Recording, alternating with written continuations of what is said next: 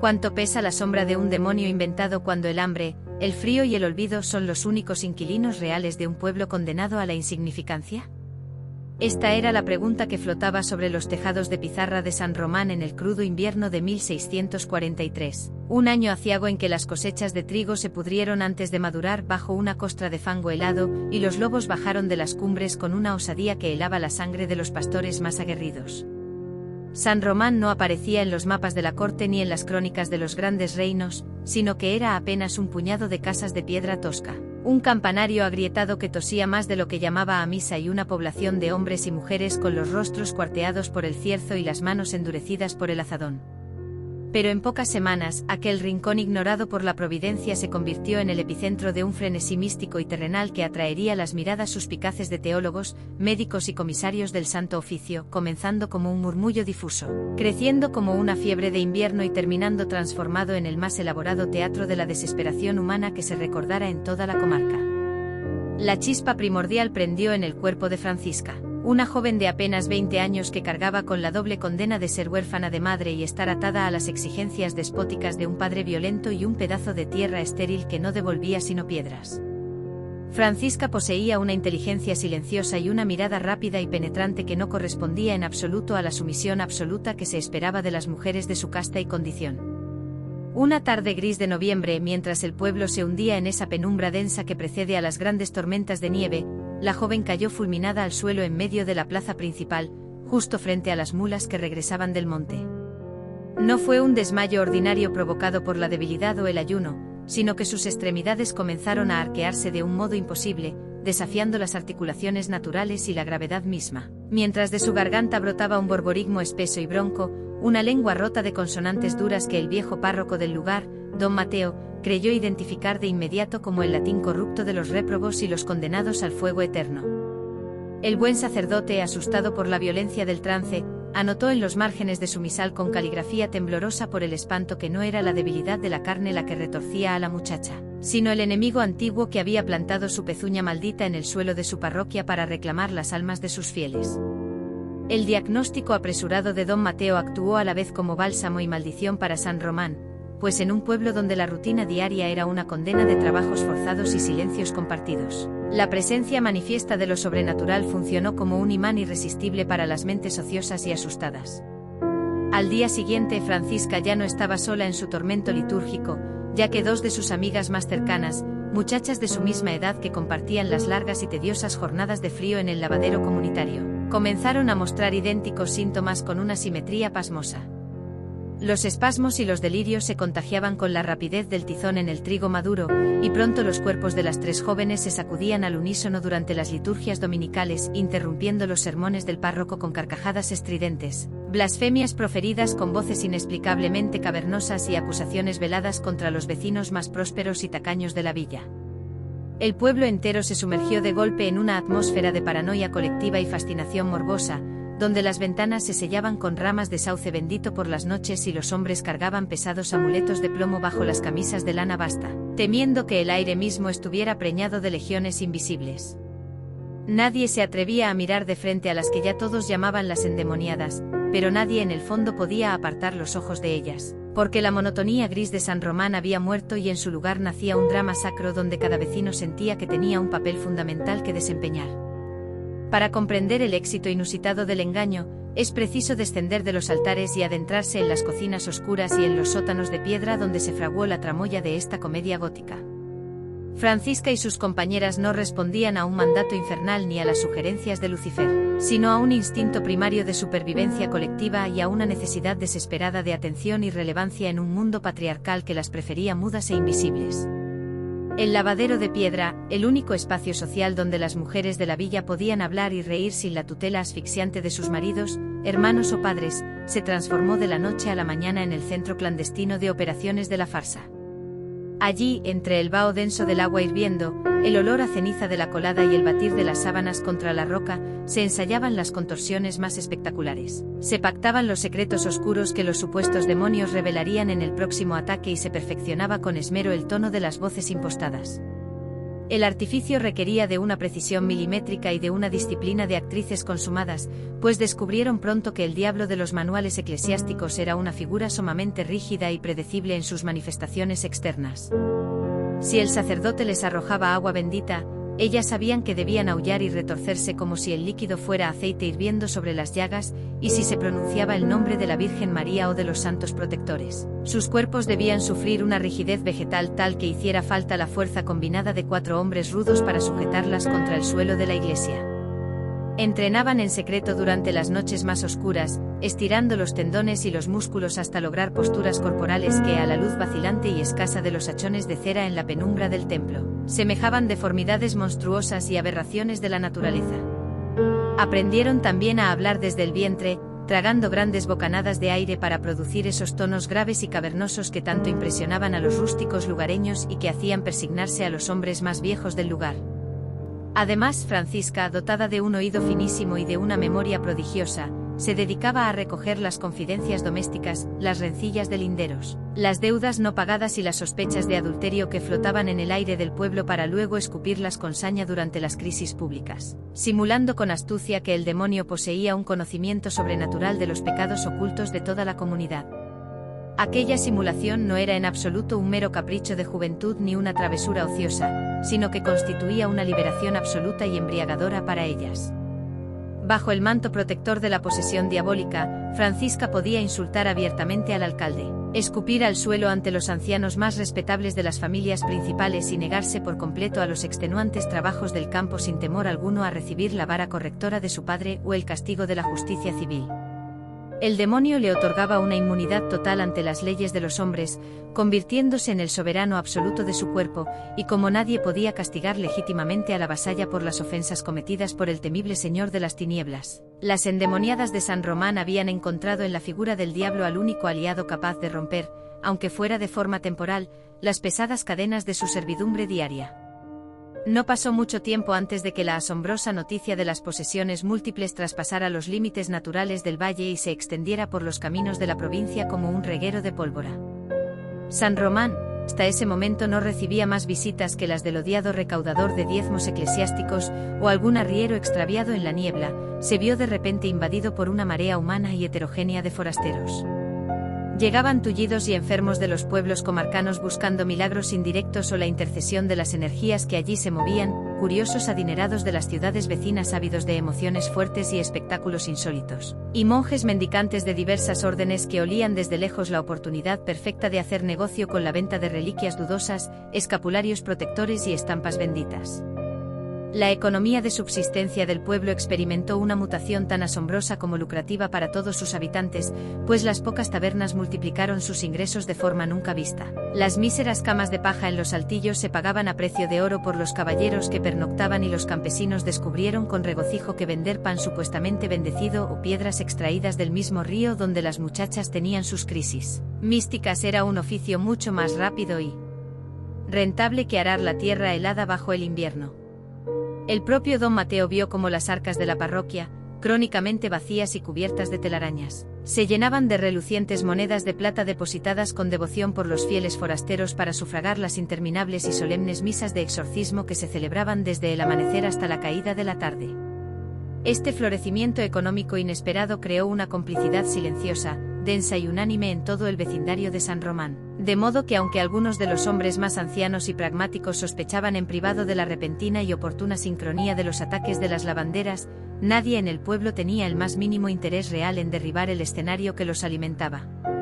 El pan de sus hijos y el bienestar de sus hogares dependían directamente de la salud y la ferocidad de los demonios particulares de Francisca y sus amigas, por lo que si las muchachas se curaban milagrosamente o dejaban de agitarse, los peregrinos adinerados se marcharían con sus bolsas llenas, el comercio activo dejaría de correr y el pueblo volvería a hundirse sin remedio en el lodo del invierno, el olvido institucional y la inanición más absoluta. La posesión se convirtió así en una provechosa empresa comunal, una bendecida industria del espanto que todos los vecinos protegían con un celo casi religioso, cuidando a las jóvenes con esmero, alimentándolas con los mejores caldos de gallina de los corrales y reverenciándolas en público como santas al revés, vasos rotos y elegidos a través de los cuales se manifestaba de forma incuestionable el pavoroso poder de lo invisible en la tierra. Sin embargo, el delicado equilibrio y la prosperidad de San Román saltaron por los aires con la llegada imprevista de un carruaje negro y pesado al inicio de la primavera, justo cuando los primeros brotes verdes asomaban entre la nieve derretida. De su interior oscuro descendió el licenciado don Gonzalo de Carvajal, un hombre de la Inquisición enviado desde el Tribunal Regional no por el ardor ciego de la fe o el celo persecutorio, sino por la frialdad analítica de la sospecha administrativa. Don Gonzalo no era uno de esos cazadores de brujas medievales que veían la mano de Satanás en cada sombra del bosque o en cada anomalía del ganado, sino que era un burócrata concienzudo de la ortodoxia católica. Un hombre de leyes formado largamente en las aulas universitarias de Salamanca que miraba el mundo material a través del cristal de la lógica, el derecho canónico y el desapasionamiento más absoluto. Le acompañaba en su cometido el doctor Albarracín, un viejo galeno de la diócesis de modales secos que creía firmemente más en los humores corruptos del cuerpo humano, la histeria de la matriz y las afecciones de la melancolía que en las intervenciones directas del príncipe del aire en los asuntos cotidianos de los mortales. La sola presencia física del Santo Oficio enfrió de inmediato el entusiasmo festivo de la villa, las campanas dejaron de repicar con esa alegría macabra de los meses anteriores y un silencio temeroso se instaló en las calles empedradas. Don Gonzalo se instaló sin ceremonias en la mejor casa del pueblo, requisó los suministros necesarios y, en lugar de ordenar la preparación inmediata de pilas de leña para una hoguera purificadora, mandó traer todos los registros parroquiales de bautismos y matrimonios y exigió que se aislara por completo a las 3 jóvenes en celdas separadas y vigiladas dentro del pequeño convento de las monjas clarisas situado en la periferia del municipio. El inquisidor comenzó sus extenuantes sesiones de interrogatorio no con grandes oraciones latinas, conjuros eclesiásticos o despliegue de crucifijos, sino con un silencio sepulcral, espeso y prolongado que descolocaba por completo la estrategia dramática de las muchachas, observando cada uno de sus movimientos con los ojos fijos y fríos de un entomólogo que examina un insecto curioso. Francisca fue la primera en ser sometida a este nuevo y severo escrutinio de la autoridad eclesiástica, y cuando intentó iniciar sus habituales y efectivas contorsiones en presencia del tribunal, don Gonzalo no se santiguó con espanto ni mostró la menor señal de conmoción en su rostro de piedra, sino que permaneció sentado en su sillón de roble, apoyando la barbilla en su mano enguantada y esperando pacientemente con una calma exasperante, a que la joven terminara toda su elaborada exhibición de flexibilidad física y gritos destemplados. El desmantelamiento definitivo de la farsa fue un proceso metódico, una demolición silenciosa y científica dirigida en comandita por el doctor Albarracín y el licenciado Carvajal, quienes decidieron poner a prueba la supuesta clarividencia celestial y el conocimiento infalible de las lenguas sagradas que los demonios decían poseer. El inquisidor mandó traer a la sala 3 frascos de vidrio idénticos llenos de un líquido claro y transparente, donde uno de ellos contenía agua bendecida solemnemente en la lejana catedral de Burgos. El segundo albergaba agua corriente del pozo de la plaza del pueblo y el tercero ocultaba agua mezclada con una infusión concentrada de hierbas amargas que no tenía carácter sagrado ni litúrgico alguno. El médico del tribunal, simulando ante la acusada un profundo temor reverencial y un temblor en las manos, aplicó con extrema delicadeza unas gotas del agua bendita real sobre la frente sudorosa de Francisca mientras don Gonzalo pronunciaba en voz alta una oración completamente inventada en ese mismo instante, desprovista de cualquier valor sacramental. La joven, guiándose únicamente por el tono solemne y severo de la voz del clérigo, permaneció inmóvil y no reaccionó en absoluto al contacto del líquido. Pero cuando el médico vertió con gran aparato teatral el agua amarga asegurando falsamente ante los presentes que se trataba del óleo más sagrado y purificador traído directamente de las basílicas de Roma, Francisca comenzó a gritar con desesperación y a retorcer su cuerpo en el suelo, simulando con desespero que su piel se quemaba y se llagaba bajo el intolerable fuego de la divinidad. De igual modo procedieron con el examen de las supuestas reliquias divinas que el pueblo adoraba, presentándoles a las jóvenes falsos fragmentos de la Vera Cruz que en realidad eran vulgares astillas de madera vieja extraídas de un carromato roto de la Inquisición, ante los cuales las muchachas reaccionaron con una violencia desmedida y convulsiones fingidas, demostrando de manera flagrante ante los jueces que su supuesta furia demoníaca dependía exclusivamente de lo que ellas creían estar viendo y no de la naturaleza real u ontológica del objeto sagrado en cuestión. La trampa definitiva para desvelar el fraude idiomático consistió en que don Gonzalo recitó con tono severo y cadencia de exorcista oficial un largo pasaje de las poesías profanas y amorosas de Ovidio escritas en latín clásico, ante lo cual el supuesto demonio alojado en las entrañas de Francisca respondió con una letanía de blasfemias vulgares y maldiciones proferidas en un latín macarrónico e inconexo, donde repetía torpemente las mismas fórmulas y frases sueltas que le había oído decir 1000 veces al viejo don Mateo en el altar, evidenciando ante los examinadores una ignorancia absoluta del significado real de las palabras del inquisidor. Al mismo tiempo que realizaban estas pruebas físicas, el Santo Oficio operaba el aislamiento psicológico de los testimonios, asegurando a cada una de las jóvenes por separado que sus compañeras de fatigas ya habían confesado la totalidad del fraude ante el escribano para salvarse de la prisión perpetua o la tortura del potro, lo que provocó que el Frente Unido de las Lavanderas comenzara a agrietarse sin remedio bajo el peso del pánico a un castigo físico real que superaba con creces el placer. Prohibido del teatro simulado. El golpe definitivo que acabó con la resistencia de las actrices no llegó mediante la aplicación del dolor de los azotes, sino a través de la táctica burocrática de la privación absoluta del público, ya que don Gonzalo prohibió terminantemente la entrada de los vecinos, los parientes y los peregrinos forasteros a las sesiones del tribunal. Las muchachas se encontraron de la noche a la mañana representando su elaborada comedia del terror ante una audiencia desértica de hombres de leyes que tomaban notas en silencio y que no mostraban la menor sorpresa, compasión ni miedo ante sus esfuerzos físicos, demostrando que el diablo de San Román languidecía irremediablemente por la pura falta de espectadores que aplaudieran su función. Fue una noche lluviosa de abril cuando Francisca, vencida por el cansancio del encierro y el peso de una realidad que se derrumbaba a su alrededor, pidió hablar a solas y sin testigos con el licenciado Carvajal en su despacho improvisado.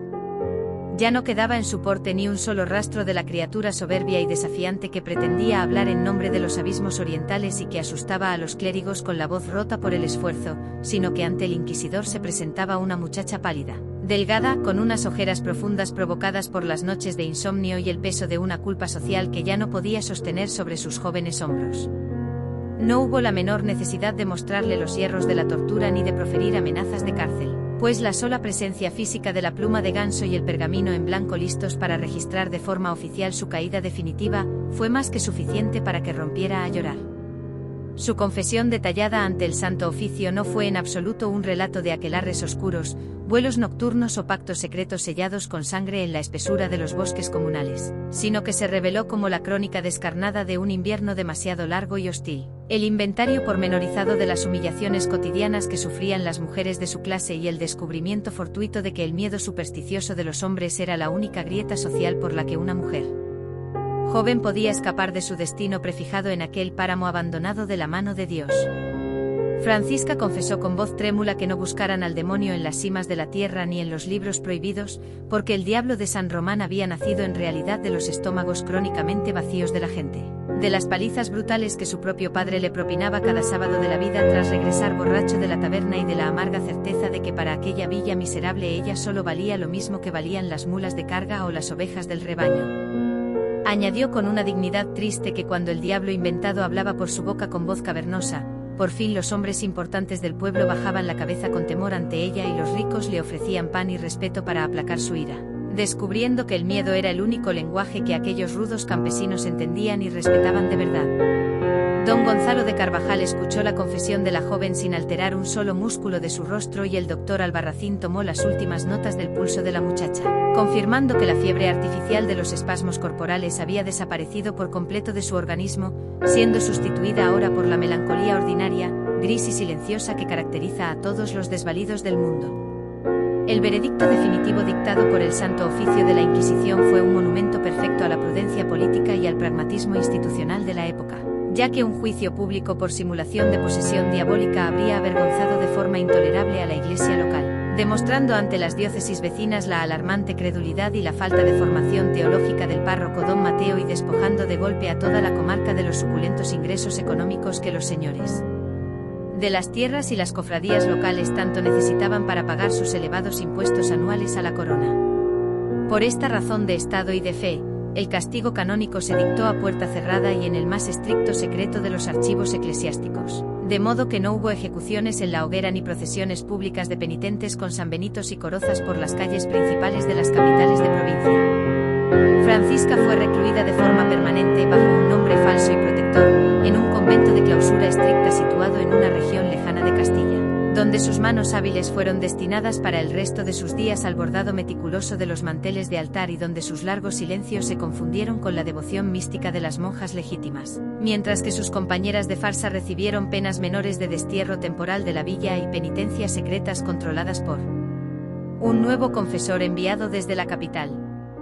San Román regresó a su letargo secular con la misma rapidez pasmosa con la que se había despertado de su sueño de azufre y milagros. Los peregrinos adinerados se marcharon con sus carruajes hacia otros santuarios más rentables. Las tabernas volvieron a vaciarse de forasteros y el dinero de plata dejó de correr por las manos de los campesinos, obligando al pueblo a hundirse de nuevo en la rutina del lodo, la miseria y el frío del invierno. El viejo párroco don Mateo falleció de unas fiebres antes de que llegara la siguiente cosecha de otoño, llevándose consigo a la tumba la inconfesable vergüenza moral de haber sido el primer hombre engañado por el elaborado teatro sacrílego de sus propias feligresas del lavadero. Hoy en día, cuando el cierzo invernal sopla con fuerza sobre las ruinas cubiertas de maleza de las viejas casas de pizarra y piedra tosca de la comarca, los pastores de la zona dicen que aún se escucha un eco extraño y cantarín entre las rocas desgastadas del antiguo lavadero abandonado. Pero ya nadie en el valle sabe a ciencia cierta si se trata del silbido lejano del diablo verdadero que reclama su autoría o de la risa apagada y victoriosa de aquellas muchachas que, durante unos meses de invierno y hambre, lograron con su astucia que el mundo de los hombres temblara ante sus ficciones.